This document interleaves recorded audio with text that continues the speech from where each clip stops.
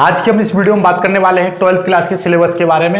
यानी 12th class का जो मैथ का सिलेबस है स्पेशली यूपी बोर्ड के लिए, तो 2021 का जो एग्जाम दोगे आप बोर्ड का, उसमें 30% जो सिलेबस कम किया है। तो मैथ्स में ज़्यादा हड़बड़ा रहे हैं बालक, क्योंकि वो उसमें नहीं दे रखा है, जो आपका सिलेबस का जो लिंक दे रखी है उसमें नहीं मिल रहा है। ठीक है, तो वो उसकी वेबसाइट पर अलग जगह दे रखा है, तो वहाँ से आपका यानी कि यूपी बोर्ड 2021 का जो पेपर दोगे आप, उसका जो न्यू सिलेबस है उसमें जो 30% कम किया गया है उसके बारे में हम बात करेंगे।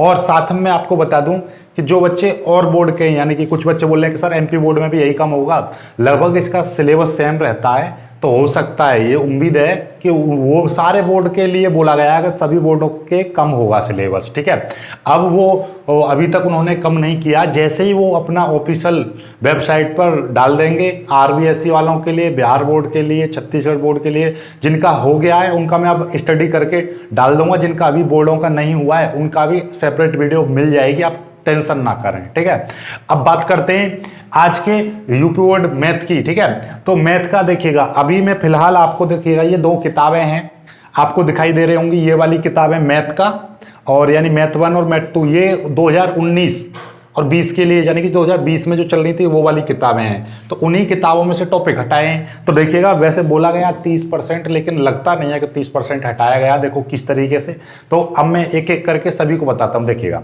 सबसे पहले आपको देखो फोटो दिखाई दे रहा होगा, सबसे पहले एक एक करके सभी को टिक लगा लेना। यदि किताब है तो किताब में टिक लगा लो, नहीं तो पेज नंबर वगैरह लिख लेना।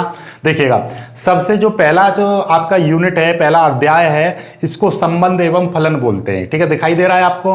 तो इसमें आपका देखिएगा जो 1.4 आर्टिकल पढ़िए, फलनों का संयोजन एवं व्युत्क्रमणीय फलन, ये पूरी तरह से खत्म कर दिया। यानी कि जो व्युत्क्रमणीय फलन, यानी कि आपका एफ इनवर्स जगह निकलेगा, एफ इनवर्स नहीं निकालना है। अभी मैं ये भी बताऊंगा कि कौन कौन सा क्वेश्चन आपका हटा है, यानी पूरे एक्सरसाइजों को देखेंगे कि व्युत्क्रमणीय फलन के ऊपर कौन कौन सा क्वेश्चन हटाएगा, तो वो सारा कुछ स्टडी करेंगे। अभी फिलहाल के लिए अभी आप इसको क्रॉस मान लीजिए, क्रॉस लगा हुआ है लाल पेन से, तो मतलब ये वाला चैप्टर, यानी कि इस वाले चैप्टर में से एक भी प्रश्न आपका नहीं आएगा।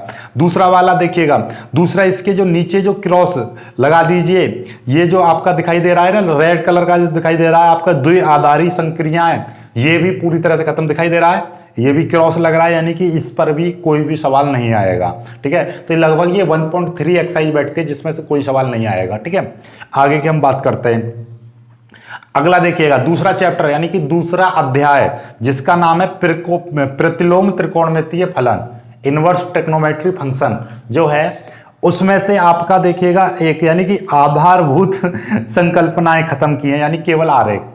इसमें से यदि बात की जाए, आज तक कभी प्रश्न आया ही नहीं बोर्ड में से, बोर्ड में आज तक का रिकॉर्ड है। ये देखिएगा, इसमें क्या चीज है कि ये आपको देखो, प्रतिलोम त्रिकोणमितीय फलनों के आरेख दिखाई दे रहे, ये वाला टॉपिक खत्म किया। जो आरेख हैं ये बने हुए हैं, 2-3-4 चित्र दिखाई दे रहे हैं, ये वाले चित्र आज तक ना तो कभी आपने पढ़े होंगे और ना ही किसी ने पढ़ाए, और ना ही ये बोर्ड में आते हैं।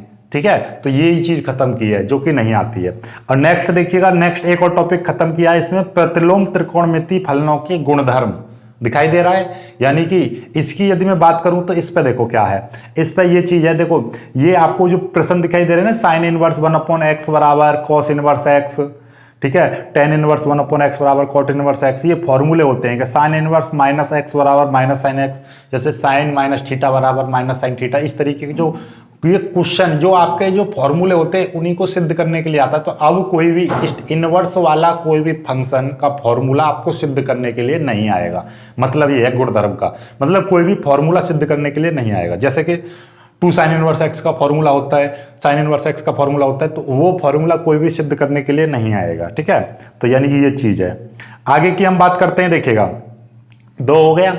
तीसरा चैप्टर देखिए, तीसरे चैप्टर में से कुछ ज्यों की त्यों पढ़ना है, उसमें से कुछ भी आपका खत्म नहीं किया है।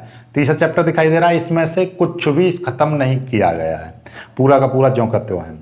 नेक्स्ट हम बात करते हैं अब चौथे चैप्टर की। देखिएगा, तीसरे चैप्टर का यदि नाम नहीं पता है, तीसरे चैप्टर का आव्यूह, आव्यूह में से कुछ भी खत्म नहीं किया, ध्यान से समझ लेना। अब नेक्स्ट की बात करता हूं मैं, फिर आ जाता है आपका सारणिक। सारणिक जो है आपका चौथा चैप्टर है, सारणिक में से भी कुछ भी खत्म नहीं किया, यानी ज्यों का त्यों पढ़ना है आपको, सारणिक में से भी कुछ भी खत्म नहीं किया है। ठीक है, नेक्स्ट हम बात करते हैं पांचवें चैप्टर की। पांचवा चैप्टर है आपका सांत्यता एवं अवकलनीयता। सांत्यता और अवकलनीयता में से केवल और केवल एक मध्यमान प्रमेय, कौन सा? मध्यमान प्रमेय। जितनी भी ये मध्यमान प्रमेय, रोले की प्रमेय, मध्यमान प्रमेय, ये खत्म कर दी है। ठीक है, तो इससे आधारित मध्यमान प्रमेय पर आधारित कोई भी प्रश्न नहीं करना है। जब मैं आपके क्वेश्चन बताऊंगा वो क्वेश्चन हटवा दूंगा कि ये क्वेश्चन नहीं करने, यानी कि मीन वैल्यू थ्योरम पर आधारित कोई भी प्रश्न नहीं करना है आपको। ठीक है, एक आपकी पूरी की पूरी एक्सरसाइज दे रखी है। ये अभी एक सेकंड में भी देख के बताता हूँ आपको एक्सरसाइज कौन सी है। ये है आपकी 5, 1 मिनट अभी बताता हूँ मैं आपको। देखो ये 5.8 एक्सरसाइज, 5.8 एक्सरसाइज इसको क्रॉस मान लीजिए, क्योंकि इस पर रोले की थ्योरम और मध्यमान प्रमेय पे से आधारित प्रश्न है। तो 5.8 एक्सरसाइज पूरी तरह से खत्म कर लीजिए, इस पे से एक भी प्रश्न नहीं आएगा बोर्ड में। 5.8 एक्सरसाइज में से कुछ भी नहीं आएगा। एक्सरसाइज भी आपको दिखाई दे रही होगी, इसको पूरी तरह से खत्म कर लीजिए आप। ठीक है, आगे देखिएगा, आगे बढ़ते हैं। फिर आ जाता है अवकलनों के अनुप्रयोग, इसमें से कुछ भी नहीं काटा, ये ज्यों का त्यों है। फिर 7वां जो आता है समाकलन, वो ज्यों का त्यों है। फिर 8वां है आपका समाकलन के अनुप्रयोग, ये भी ज्यों का त्यों, यानी कि इसमें से भी कुछ नहीं काटा है। फिर आता है 9वां चैप्टर अवकलन समीकरण, इसमें से भी कुछ नहीं काटा, ये ज्यों का त्यों है।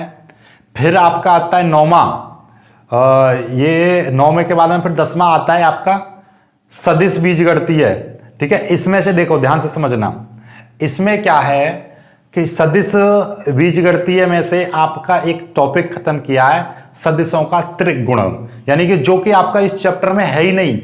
मतलब जो तीसरा 3 वेक्टरों सदिशों का त्रिगुणन खत्म किया है। ठीक है, तो ये आपका आज तक आया ही नहीं और इसमें है भी नहीं। 3 सदिशों का जो गुणन है, A vector dot B, A vector cross B vector cross C vector, इस टाइप के 3 वेक्टरों की गुणा जहां पर दिखाई देगी वो नहीं करनी है आपको। ठीक है, तो ये चीज है। मतलब नेक्स्ट हम बात कर रहे हैं त्रिविमीय ज्यामिति की। त्रिविमीय ज्यामिति में जितने भी कोण निकालने के लिए आएंगे, मैं बता दूंगा कौन कौन से प्रश्न हैं। जितने भी कोण निकालने के लिए आएंगे, चाहे वो 2 रेखाओं के बीच में कोण हो, चाहे 2 समतलों के बीच में कोण हो, चाहे एक समतल एक रेखा के बीच कोण हो, या एक रेखा और एक समतल के बीच कोण हो, मतलब जिनकी रेखाओं के बीच कोण, समतलों के बीच कोण, रेखा समतल के बीच कोण, तो ये कोई भी कोण आ जाए बीच के, यानी 2 रेखाओं के बीच का कोण नहीं निकालना है आपको, यानी कोण पर आधारित कोई भी प्रश्न नहीं करना है जिन पर क्रॉस लग रहा है। 11.4 आर्टिकल, 11.8 आर्टिकल और 11.10 आर्टिकल, ये पूरी तरह से खत्म है। ठीक है, ये इस पर कोई टाइम वेस्ट नहीं करना है। अब बात करते हैं रैखिक प्रोग्रामन, पूरा ज्यों का त्यों है। और फिर आगे की हम बात करते हैं प्रायिकता। प्रायिकता में नीचे के आपका लगभग प्रायिकता में यादृच्छिक चर और इसके प्रायिकता बंटन, यानी कि नीचे का 13.6 खत्म किया दिखाई दे रहा है आपको। और फिर उसके बाद में 13.7 बर्नौली परीक्षण एवं द्विपद बंटन, ये खत्म किया है। तो यानी कि लगभग आपका ये जो खत्म किए, इन पर आधारित जितने भी प्रश्न हैं, ठीक है, वो मैं अभी एनालाइज करके नहीं सारा कुछ बता दूंगा कि ये प्रश्न नहीं है। दूसरी वीडियो में अभी अपलोड कर दूंगा जल्दी, तो उसमें ये सब कुछ देख के ये वाले चैप्टर में से ये वाला क्वेश्चन बताऊंगा कि फलानी एक्सरसाइज से वो क्वेश्चन नहीं करने हैं। ठीक है, तो ये पूरा का पूरा आपका ब्यौरा हो गया, यानी कि जो ये खत्म किया। लगता नहीं है 30% होगा, हो सकता है 30% हो। इस वीडियो में सिर्फ इतना ही। ठीक है, वीडियो को लाइक करना, अपने दोस्त तक शेयर कर देना और चैनल को सब्सक्राइब जरूर कर लेना। जय हिंद।